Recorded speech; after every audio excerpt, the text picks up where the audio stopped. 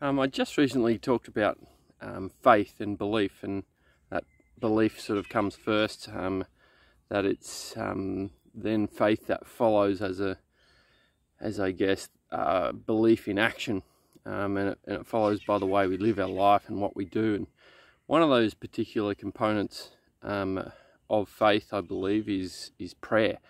If we truly believe who God is and what He's done, then if we've signed into that, we definitely want to be connected to our Maker and this amazing Redeemer that we have and that we have assurance in.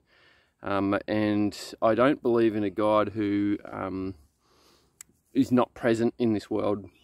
I believe in a God that is and does miraculous and amazing things. And I guess one of the biggest questions all people ask, especially with God, is why does God allow, bad things to happen to good people?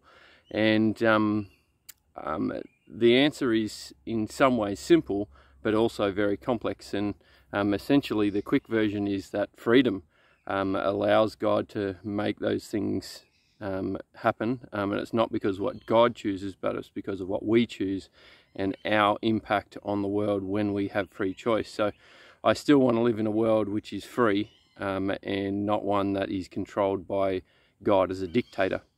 And so prayer is this thing that is living and breathing, and I think it manifests in amazing ways. And one of the life lessons that I've learned is I was dared to pray for something for an entire year without ceasing and pray expectantly, which is what God actually asked us to do.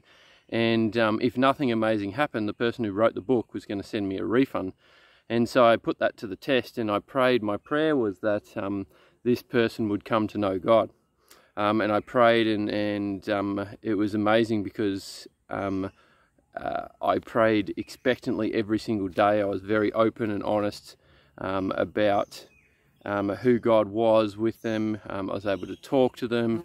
And at the end of the year, I was, asked, what do you think about God, And essentially, it came to this understanding that they didn't really believe in God, and they just wanted to make every day the best that they could.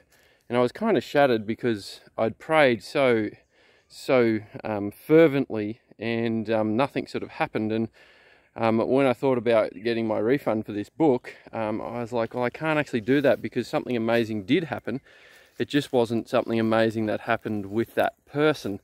And my prayer actually took away that person's free choice. So that person was able to choose God or not. And at that point in time, they weren't choosing God. And then that didn't go with my expectation, even though it was God's free choice, allowing that person to make that choice. And I was like, yeah, okay. So, I've prayed since and understood more. And sometimes, these amazing things happen and sometimes they don't. But one thing I think the Bible shows us with many of the people in the Bible is that He wants us to pray without ceasing. And what does that look like? Is a year enough to pray for a person? Is it 2 years? Is it 1 month? And then we should give up. And I've prayed a lot of prayers which start off with me praying for that thing, and then by the end of maybe a month, I'm not praying for it anymore, and not because God hasn't answered, but because I've changed my mind about what that prayer request actually is. So this grappling and this fighting and this understanding of who God is and who we are and what a good question to or request to pray from needs to develop. And I think when we pray expectantly and we are able to meditate on what those words are, then we can truly understand and connect with God, and then maybe God's power is released. So this prayer concept is big and difficult, and I don't really understand it, but I know that there's power and I've seen amazing miracles. And so I want to challenge anybody listening that pray expecting that God will answer and do amazing things, and pray that your unbelief will be diminished.